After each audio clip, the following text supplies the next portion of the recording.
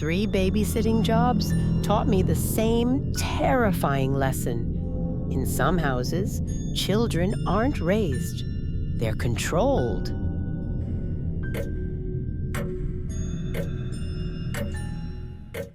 Before we begin our first story, leave a like, subscribe, and share this tale with someone you care about. I'd also love to know where you're watching from and what time is it there. I was 23 years old when I took the babysitting job.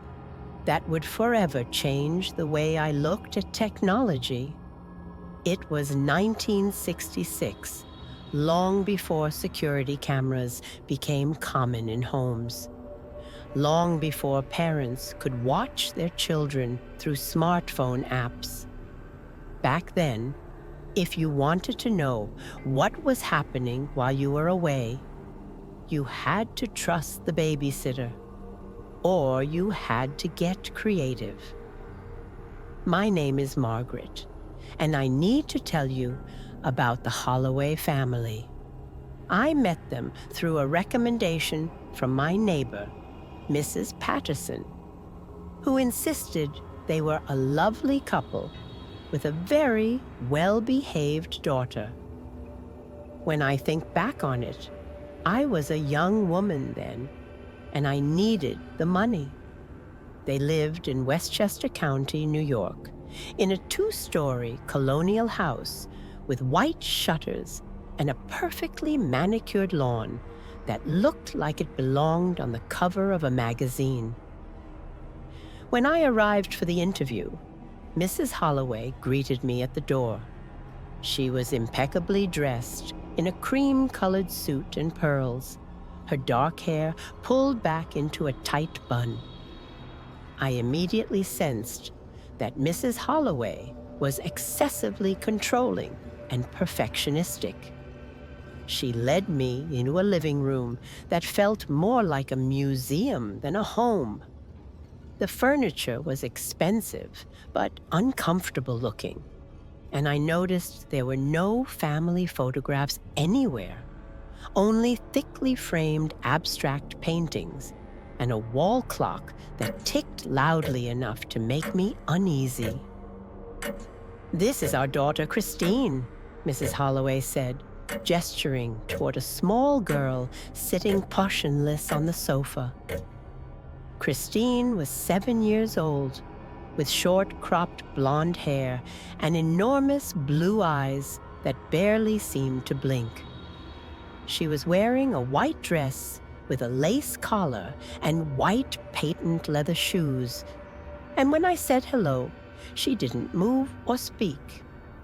She looked less like a child and more like an adult. After seeing Christine, I realized that Mrs. Holloway's need for control bordered on something pathological. But with the confidence of youth, I was still sure I could do the job well. "Christine is a very special child," Mrs. Holloway continued. "She needs structure and routine. Bedtime is exactly 8 o'clock. No television, no sugar, and absolutely no deviation from the schedule I will give you." She handed me a typewritten sheet listing times and activities in 15-minute intervals. Mr. Holloway appeared in the doorway. He was tall and thin, wearing a dark suit even though it was a Saturday evening. His face was sharp, angular, and when he looked at me, his eyes seemed to calculate something behind his wire-rimmed glasses. "We have a very important dinner engagement," he said, his voice flat and formal. "We'll be gone approximately 4 hours. The schedule must be followed exactly. Do you understand?" I nodded, though something about the way he emphasized the word exactly made my stomach tighten. The pay was generous, more than I'd made at any other babysitting job. So I pushed away my unease and accepted. They left at 6:30, and the moment the door closed behind them, I felt the house change. The silence became heavier, more oppressive. Christine remained on the sofa, her hands folded in her lap, staring straight ahead. "Would you like to play a game?" I asked, trying to sound cheerful. She shook her head once, precisely.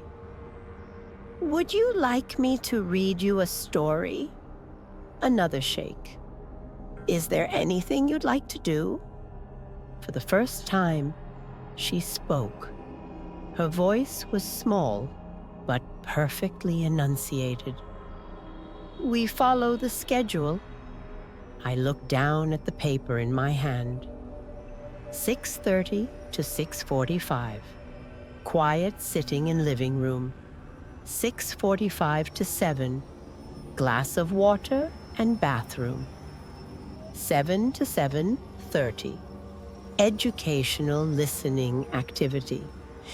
I wasn't sure what that meant until Christine stood up and walked to a large wooden cabinet in the corner.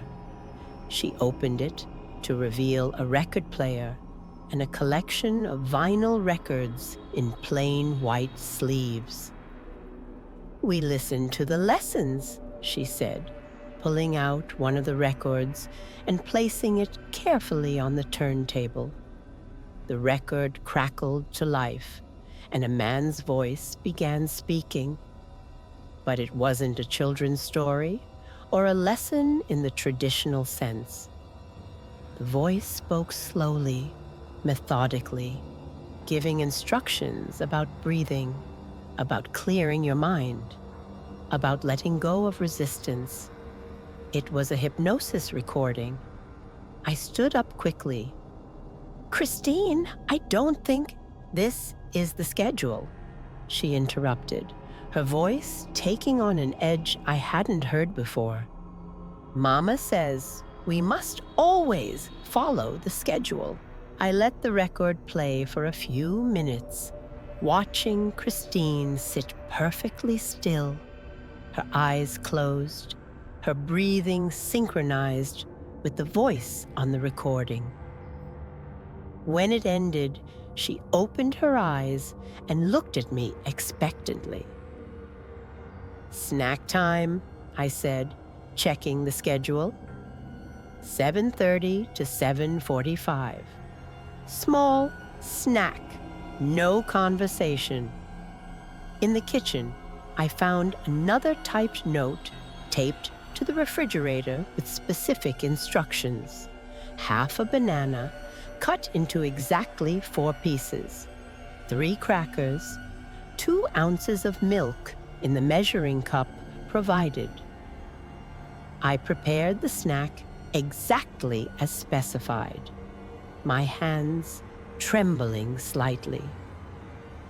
As Christine ate in complete silence, I noticed something strange.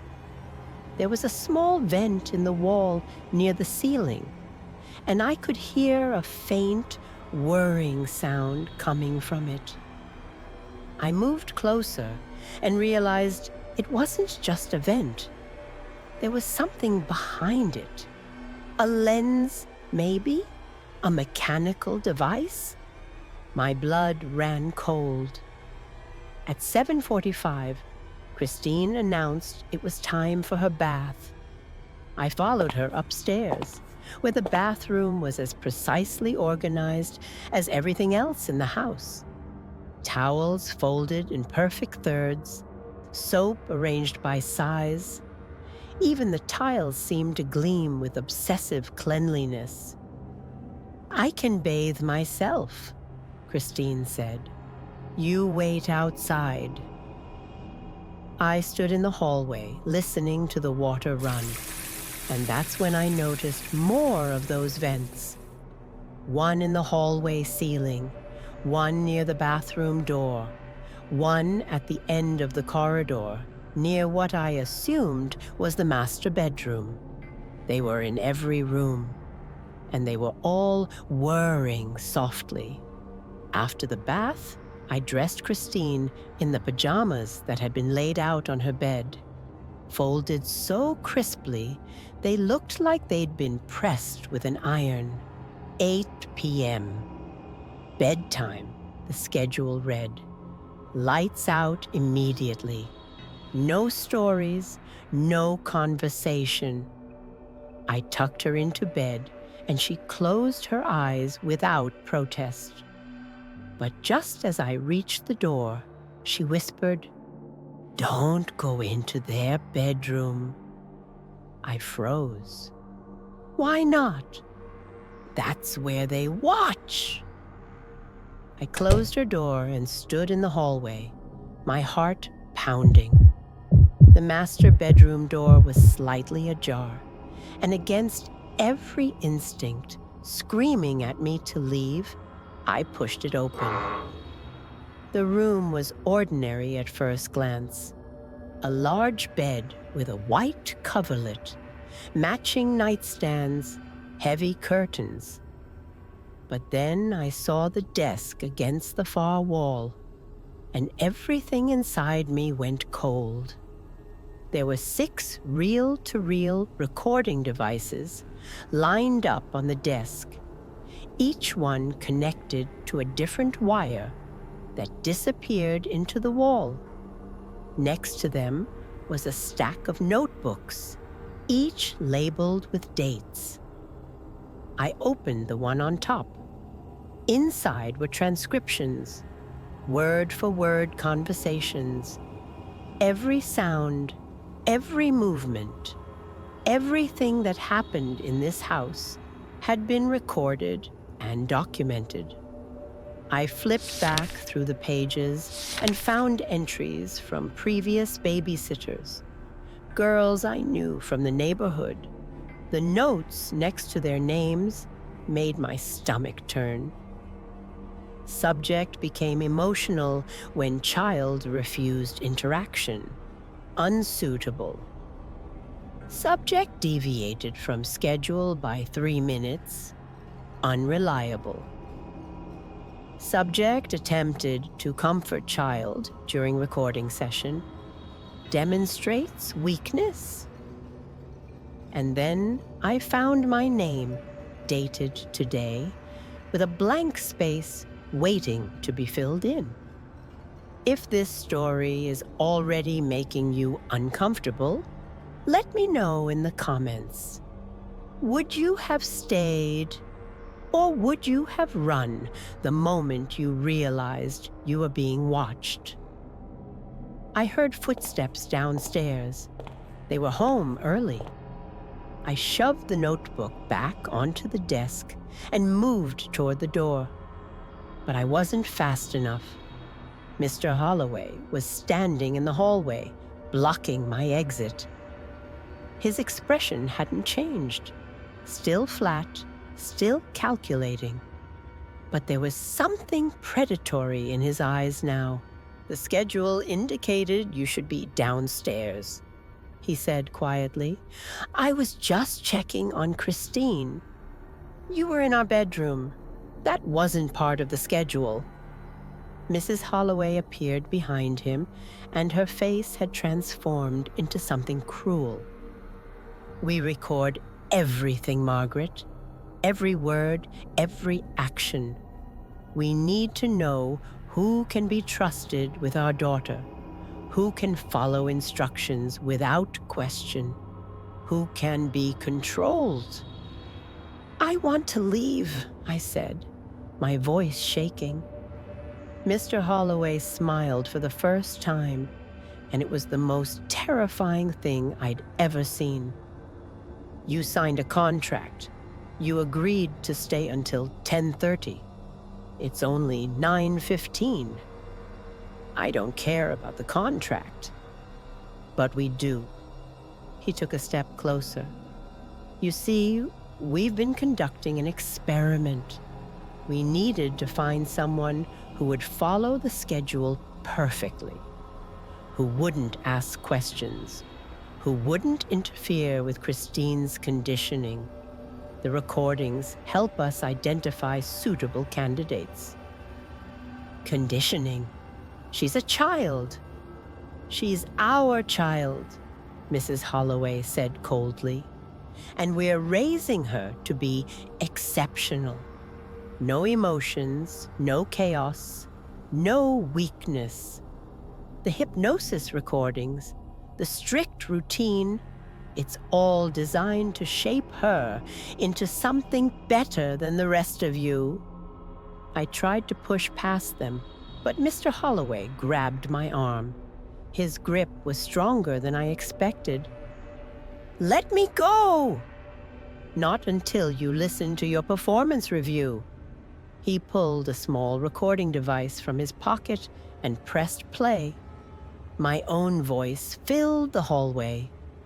Everything I'd said that evening, every question I'd asked Christine, every moment of hesitation.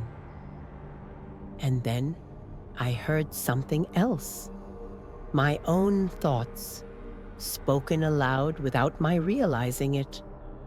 Whispered concerns about the house, about the parents, about the strange schedule. "We can hear everything," Mr. Holloway said. "We know everything. And now we know you're unsuitable." What happened next is still blurry in my memory. I remember breaking free, running down the stairs, and hearing Mrs. Holloway's calm voice behind me. "She won't tell anyone. They never do. No one believes them." I grabbed my purse and ran out the front door. I drove home shaking so badly, I nearly crashed twice. I didn't call the police because I was terrified they wouldn't believe me. And even if they did, what crime had been committed? Recording your own home wasn't illegal, even in 1966. But 3 days later, I saw Christine at the grocery store with her mother. The little girl looked at me with those enormous blue eyes, and she smiled. Not a child's smile, something rehearsed, mechanical. And then she mouthed 2 words: "They know." I never saw the Holloway family again. They moved away 6 months later, and the house stood empty for years. But sometimes, late at night, I still think about those recording devices, still spinning in that bedroom, capturing every sound, every breath, every moment of fear. And I think about Christine, wherever she is now, still following the schedule, still listening to those hypnosis recordings, still being shaped into something that isn't quite human. Before we move on to the next story, take a second to like this video if you felt that chill too, because the next babysitting job was even worse.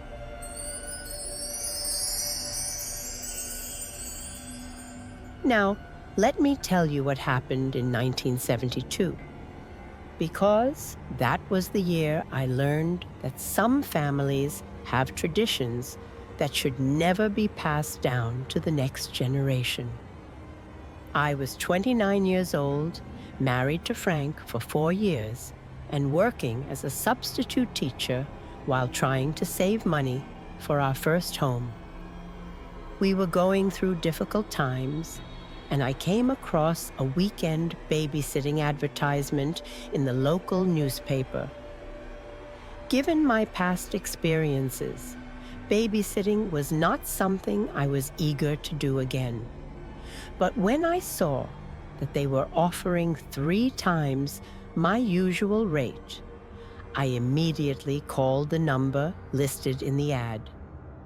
The woman who answered the phone introduced herself as Mrs. Brennan. Her voice was soft, almost melodic, with a strange rhythm that made every sentence feel like the beginning of a lullaby. She explained that she and her husband needed someone to watch their 3 children while they attended a family gathering in northern Vermont. "Just from Friday evening until Sunday morning," she said. "The children are very well behaved. We need a responsible person to look after them while we're away. You came highly recommended."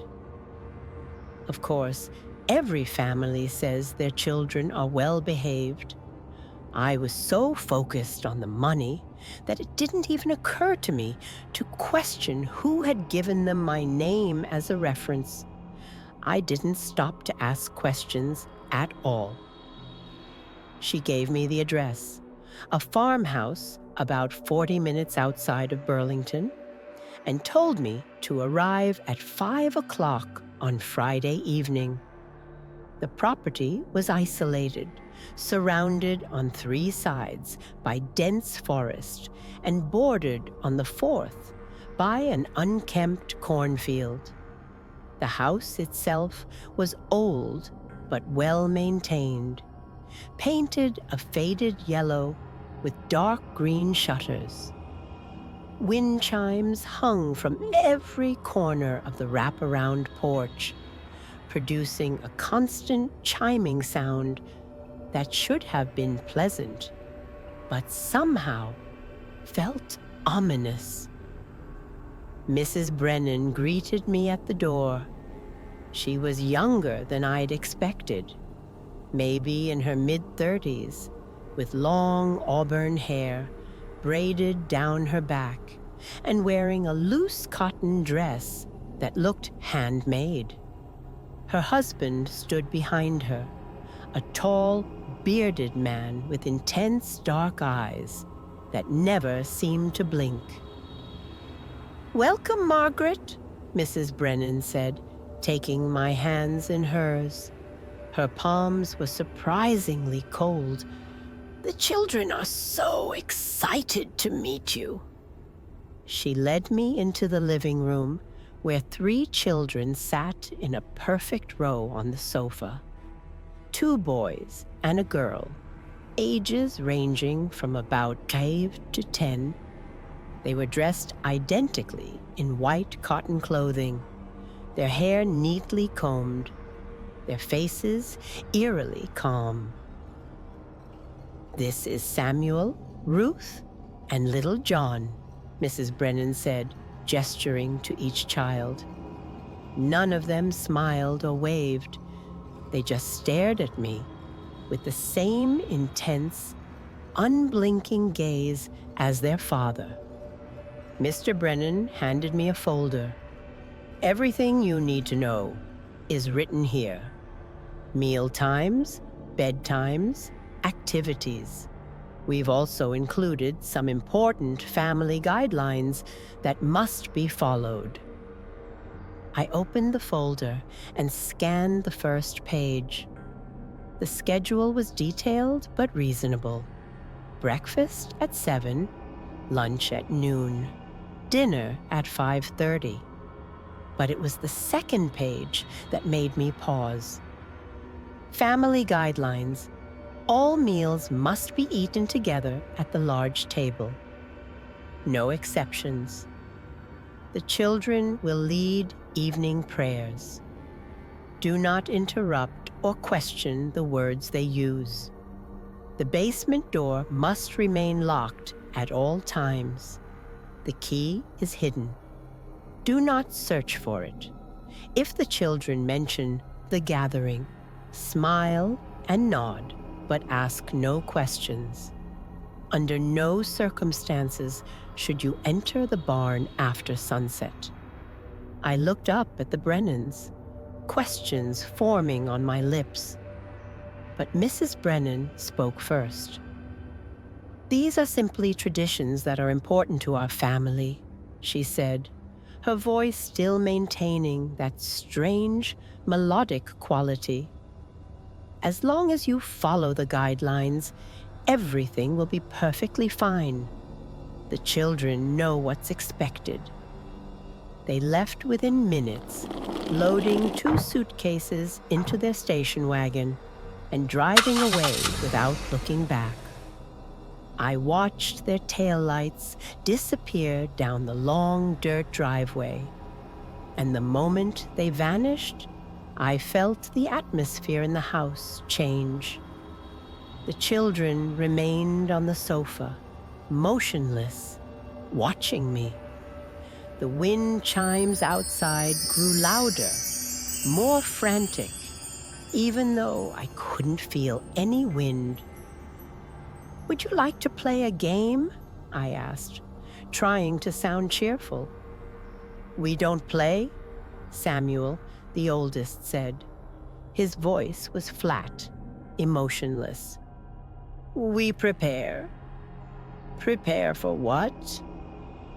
"The gathering," Little John whispered, and Ruth immediately shot him a sharp look. "We're not supposed to talk about it yet," she hissed. "Not until the moon is right." I forced a laugh. "Well, how about we have some dinner instead? Are you hungry?" They stood in unison, moving toward the kitchen without a word. I followed them, my skin prickling with unease. The kitchen was large and old-fashioned, with exposed wooden beams and a massive farmhouse table that could easily seat 12 people.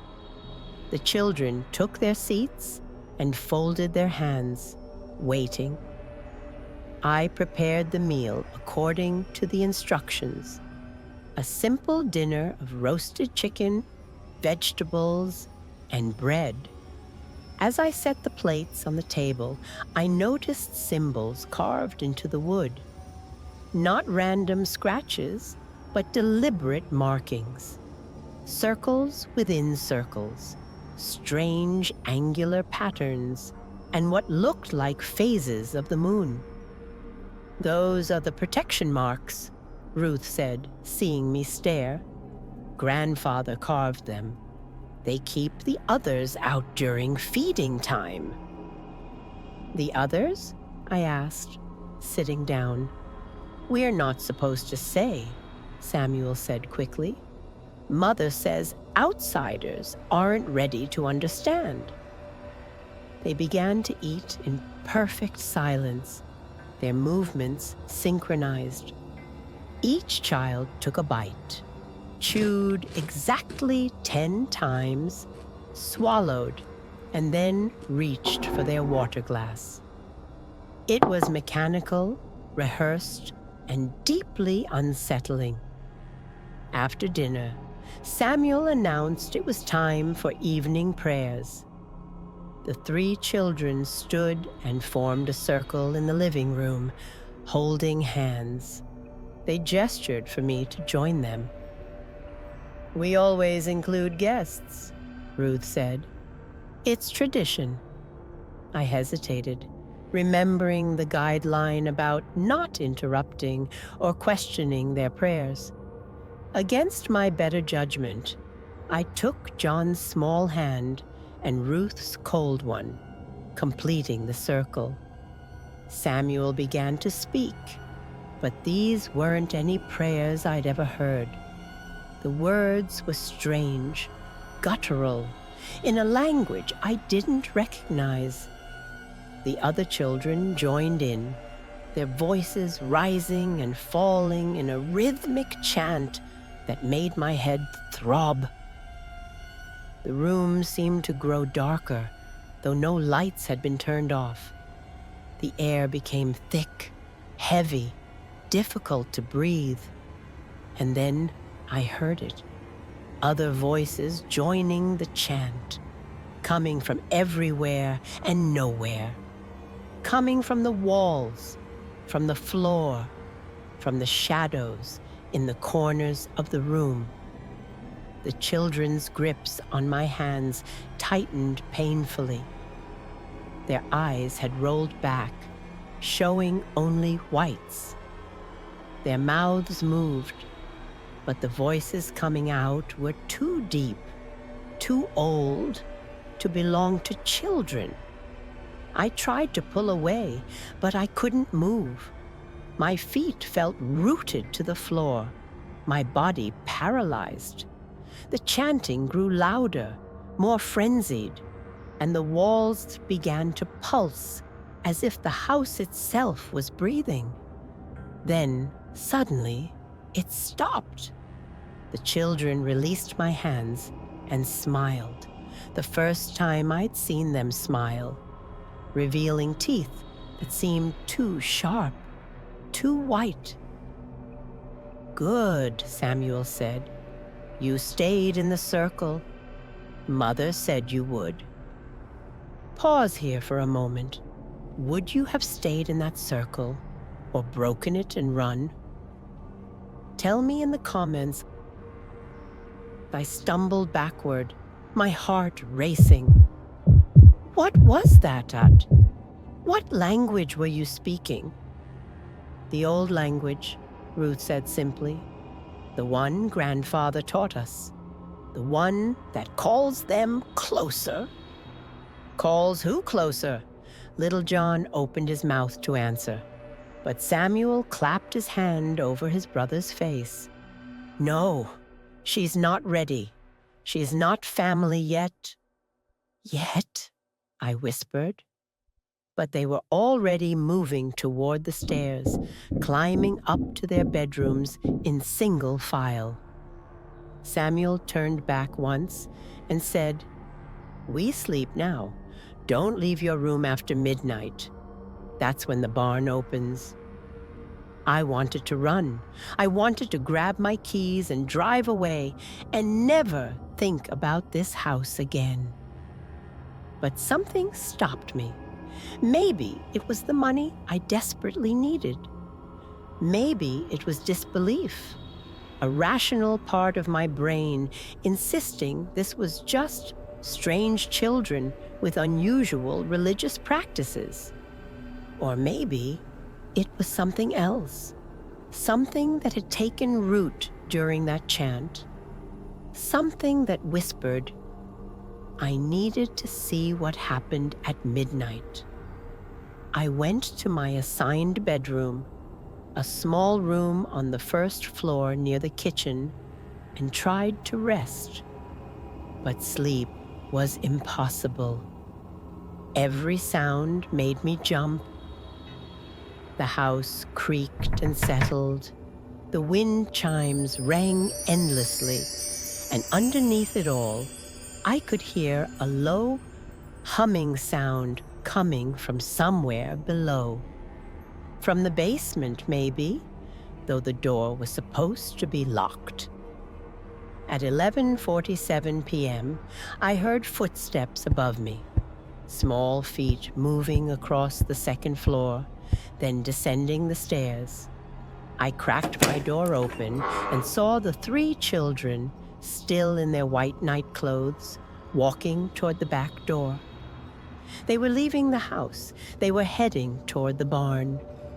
Every guideline screamed at me not to follow, but I couldn't help myself.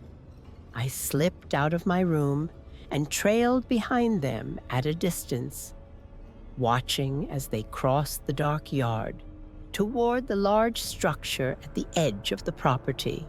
The barn doors stood open, and a faint orange glow emanated from inside. I could hear voices, adult voices, dozens of them, chanting in that same guttural language from earlier. The children walked inside without hesitation, and the moment they crossed the threshold, the chanting grew louder, more jubilant. I crept closer, pressing myself against the barn's exterior wall, and peered through a gap in the wooden slats. What I saw will haunt me until the day I die. The interior of the barn had been transformed. The floor was covered in symbols painted in what looked like dried blood. Candles burned in concentric circles, casting flickering shadows across the walls. And surrounding those circles were people, at least 40 of them, all dressed in white robes, all chanting. In the center stood the 3 children, their arms raised, their faces ecstatic. And kneeling before them were Mr. and Mrs. Brennan, their heads bowed. "We present the witness," Mrs. Brennan's voice rang out. She completed the circle. She held the connection. She is ready for the choosing. The witness, they meant me. One of the robed figures stepped forward, pulling back their hood. It was an elderly man with a face like worn leather and eyes that reflected the candlelight in an unnatural way. "Bring her," he commanded. 2 figures broke from the circle and started toward the barn door, toward me. I ran. I sprinted back to the house, grabbed my purse and keys, and didn't stop until I was in my car with the engine running. As I peeled out of the driveway, I looked in the rearview mirror. The Brennans stood in the doorway of the barn, watching me leave. They weren't running after me. They weren't angry. Mrs. Brennan was smiling that same serene smile from when we'd first met, because they knew something I didn't know yet. I made it home and locked every door, every window. I told Frank everything, and he called the police. But when officers went to investigate the next morning, they found the farmhouse empty. No furniture, no people, no evidence anyone had lived there recently. The barn was empty too. Just hay bales and old farming equipment. No candles, no symbols, no signs of any gathering. The property records showed the house had been abandoned for 3 years. I tried to convince myself it was a nightmare, some kind of hallucination brought on by stress. But 2 weeks later, I received a letter. No return address, just my name written in perfect calligraphy. Inside was a single sentence: "The circle is never broken. We'll call you when it's time." That was 52 years ago, and I've never heard from them again. But sometimes, late at night, I still hear that chanting in my dreams. And I wonder if the children, Samuel, Ruth, and little John, are still out there, still gathering new witnesses, still keeping their family traditions alive, still waiting to complete the circle.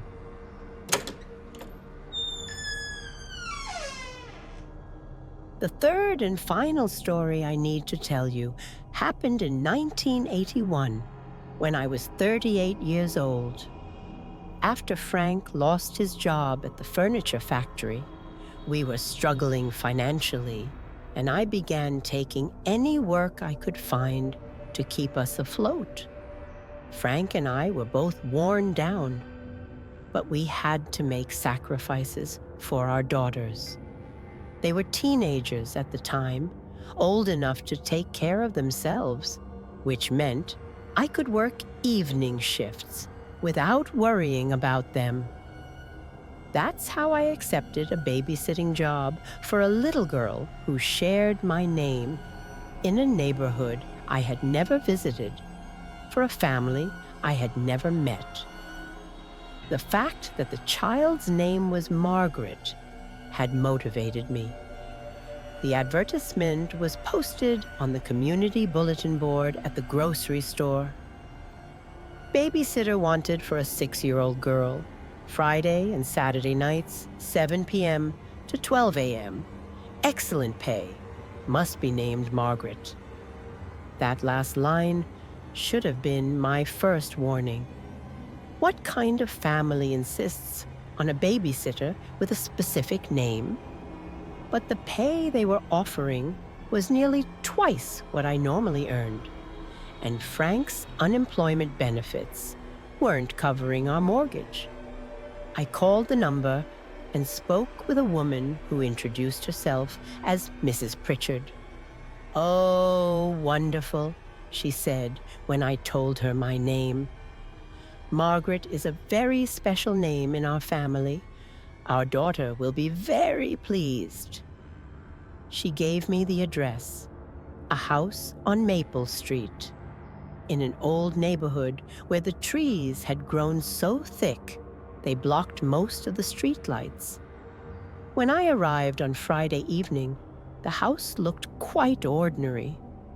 A 2-story colonial with peeling paint and an overgrown front yard. There was nothing overtly wrong with it. It simply looked neglected. At first glance, everything seemed normal, or so I thought. Mrs. Pritchard answered the door before I could knock, as if she'd been watching for me through the window. She was a thin woman in her 40s, with graying blonde hair pulled back in a loose ponytail. Her clothes hung on her frame like they belonged to someone larger, and her eyes had a hollow, exhausted quality that made me think she hadn't slept properly in months. "Thank you so much for coming," she said, ushering me inside quickly and closing the door behind me. "Margaret is upstairs in her room. She's been so excited to meet you."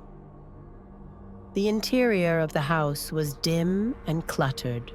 Newspapers stacked in corners, dishes piled in the kitchen sink, visible from the hallway, family photographs covering every available wall space. But as I looked closer at those photographs, I noticed something strange.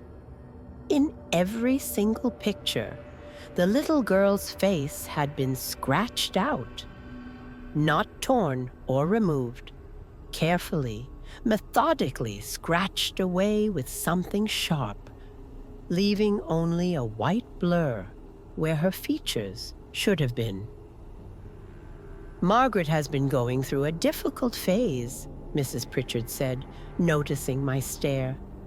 "She doesn't like seeing herself in pictures anymore.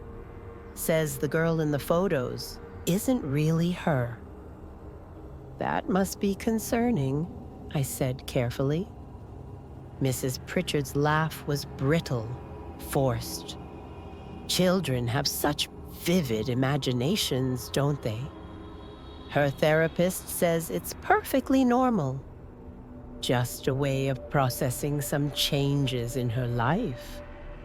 She led me upstairs to a bedroom at the end of the hall. The door was covered in crayon drawings, dozens of them, all showing the same thing. 2 identical figures standing side by side. One colored in bright, happy colors, the other in black. Mrs. Pritchard knocked softly. "Margaret, sweetheart, the babysitter is here. The one named Margaret, just like you." The door opened slowly, and a small girl peered out. She had pale blonde hair, almost white, and enormous gray eyes that seemed too large for her face. She was wearing a pink nightgown, even though it was only 7 o'clock in the evening. "You're Margaret?" the girl asked, her voice barely above a whisper. Yes, I am. She studied me for a long moment, then nodded slowly. Good. She said you would come. Who said I would come? I asked, but Mrs. Pritchard quickly interrupted. Margaret sometimes talks about an imaginary friend, she said, her smile tight. We're trying not to encourage it, but we don't want to invalidate her feelings either. It's a delicate balance. Mr. Pritchard appeared at the top of the stairs, a heavy-set man with thinning hair and sweat stains under the arms of his shirt despite the cool evening. He looked at me with an expression I couldn't quite read. Relief, maybe? Or something closer to pity? We'll be at the Riverside Inn if you need us, he said, handing me a slip of paper with a phone number. It's just a few blocks away. We won't be late. He paused, then added quietly, Don't let her go into the basement. And if she starts talking about the other Margaret, just try to distract her with something else. They left quickly, almost running down the stairs and out the front door. I heard their car start and pull away, and then the house fell into an oppressive silence. Little Margaret stood in her doorway, still watching me. Do you want to see my room? She asked. I followed her inside, and my stomach dropped. Every wall was covered in drawings, hundreds of them layered over each other, some old and faded, others fresh enough that the crayon still smudged if you touched it. And they all showed the same thing. 2 Margarets, one smiling, one with a black scribbled face. Sometimes they were holding hands. Sometimes the black one was chasing the other. And in several drawings, the black Margaret was standing over a bed where the other Margaret lay with X's for eyes. I draw her every day, the girl said calmly. It helps me remember which one is real. Which one do you think is real? I asked, trying to keep my voice steady. She looked at me with those unsettling gray eyes. That's what we're trying to figure out. The evening started normally enough. I made Margaret dinner, chicken nuggets and applesauce, according to the list her mother had left. She ate quietly, methodically, never taking her eyes off me. After dinner, I suggested we watch television, but she shook her head. We have to wait for her, she said. Wait for who? The other Margaret. She comes when it gets dark. I glanced at the window. The sun was setting, shadows stretching across the yard. Margaret, there is no other Margaret. It's just you and me. She smiled then, and it wasn't a child's smile. It was knowing, almost pitying. That's what the last babysitter said too, right before she left and never came back. A chill ran down my spine. What happened to the last babysitter? She met the other Margaret, and then she couldn't tell which one of us was which. Little Margaret tilted her head. Do you think you'll be able to tell? Before I could respond, the lights flickered. Once, twice, then went out completely. The house plunged into darkness, and I heard little Margaret's voice from somewhere to my left. She's here. I fumbled for my flashlight, the small one I kept in my purse, and clicked it on. Little Margaret was standing exactly where she'd been before. But now she was staring at the doorway leading to the hall, where another Margaret stood. Same white blonde hair, same gray eyes, same pink nightgown. But something was wrong with her. Her movements were too fluid, too smooth, like she was gliding rather than walking, and her smile was too wide, stretching just a bit too far across her face. "Hello, Margaret," the thing in the doorway said, and its voice was like an echo of the real girl's voice, slightly delayed, slightly off-pitch. "I've been waiting for you." "Which Margaret are you talking to?"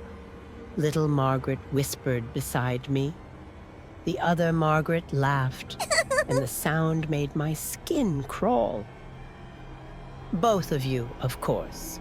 We're all Margaret here. Margaret the babysitter, Margaret the little girl, and Margaret who lives in the spaces between." She stepped into the room, and I noticed she didn't cast a shadow, despite my flashlight beam pointing directly at her. "Do you know why they always hire babysitters named Margaret?" she asked conversationally. "Because Margaret is my name. Was my name, before I stopped being real." "You're not real," I said, my voice shaking. "You're just..." "Just what? An imaginary friend? A hallucination?" The other Margaret moved closer, and the temperature in the room dropped dramatically. "I was real once. I was this Margaret." She pointed at the little girl beside me. "Until I wasn't anymore. Until I became something else. And now I'm looking for a way back." Little Margaret grabbed my hand, and I could feel her trembling. "She wants to take my place," she whispered. "She's been trying for months. Every night she comes and tries to convince everyone that she's the real Margaret, and I'm the copy." "That's because you are the copy," the other Margaret hissed, her face contorting into something inhuman. "I was here first. This is my family, my room, my life. You're the thing that replaced me." I pulled little Margaret behind me, putting myself between her and that thing. "I don't know what you are, but you need to leave this child alone." The other Margaret's head tilted at an unnatural angle. "But Margaret is such a special name, don't you think? It means pearl, something precious that forms around an irritant, layer upon layer, until you can't remember what was at the center anymore." She focused those gray eyes on me. "Which Margaret do you think you are, babysitter? The original, or just another layer?" If this question made you doubt yourself for even a second, press like. Because this story isn't done with you yet. The question hit me like a physical blow, because suddenly I couldn't remember. Couldn't remember driving to this house. Couldn't remember my own daughter's faces.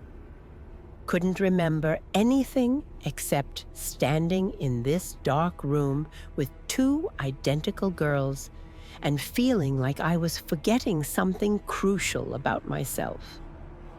"Don't listen to her," little Margaret said, squeezing my hand tighter. "She does this. She makes you forget. That's how she takes people's places." The other Margaret smiled wider, her teeth too white, too sharp. "I don't take anyone's place. I just remind them that they never had one to begin with, that they're copies, too, replacements, shadows of something that used to be real. The lights flickered back on suddenly, and the other Margaret vanished like she'd never been there. Little Margaret collapsed against me, sobbing. "She's getting stronger," the girl cried. "Every night she stays longer. Last week, she made my mom forget me for 2 whole hours. Mom kept asking who I was and why there was a strange child in her house." I held her, my own hands shaking, trying to process what I'd just witnessed. "Margaret, we need to tell your parents. This isn't—" "They know," she said miserably. "They've always known. That's why they scratch out my face in all the photos. Because they can't remember which Margaret is which anymore. Sometimes they look at me and they see her. Sometimes they see me. And sometimes they don't see anyone at all." I stayed with little Margaret until her parents came home at midnight. When I tried to tell them what happened, Mrs. Pritchard just smiled that tired, brittle smile and pressed money into my hand. "We'll see you tomorrow night?" she asked. "Same time?" "I don't think." "Please," Mr. Pritchard said, and his eyes were desperate. "You're the first Margaret who's lasted more than one night. The first one who didn't run away or refuse to come back. We need you." Against my better judgment, I returned the next night, and the night after that. For 3 months, I babysat little Margaret every Friday and Saturday, always waiting for that moment when the lights would flicker and the other Margaret would appear. She came every time, and every time she got stronger, more solid, more real. Until one Saturday night in December, when I arrived at the house and Mrs. Pritchard answered the door with a confused expression. "I'm sorry," she said. "Do I know you?" "I'm Margaret, the babysitter?" She frowned. "But Margaret doesn't need a babysitter. She's upstairs if you want to say hello. But I'm afraid there's been some confusion. We didn't call for anyone tonight." Little Margaret appeared at the top of the stairs, but something was different about her. Her movements were too smooth, her smile too wide. "Hello, Margaret," she said in that echo voice. "Thank you for helping me become real again. I couldn't have done it without you." I ran. I drove home and told Frank everything, and he held me while I cried. The next day, I called Mrs. Pritchard, but the number was disconnected. I drove to the house, but it was empty. No furniture, no people, no sign that anyone had lived there recently. The real estate agent I spoke to said the house had been abandoned for 2 years after the previous owner's daughter disappeared without a trace.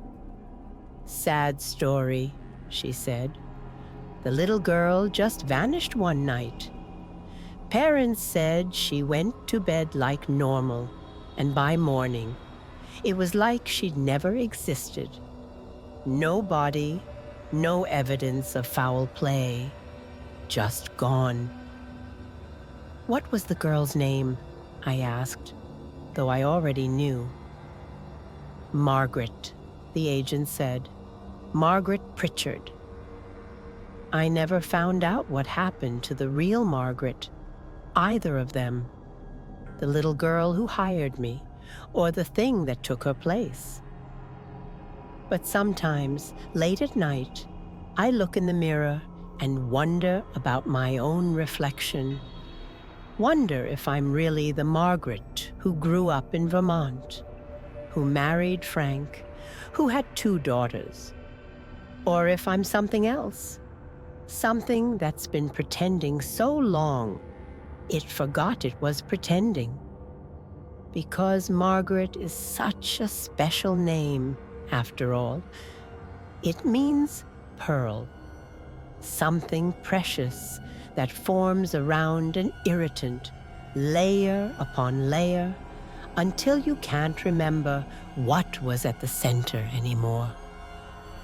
And sometimes I think I can hear her, the other Margaret, whispering from somewhere just behind my reflection, "Thank you for helping me become real again." If you've listened to all 3 of these stories, you're part of this now. Subscribe for more true grandmother horror stories, and leave a comment telling me which story disturbed you the most. Because once you start questioning who you really are, these stories tend to follow you.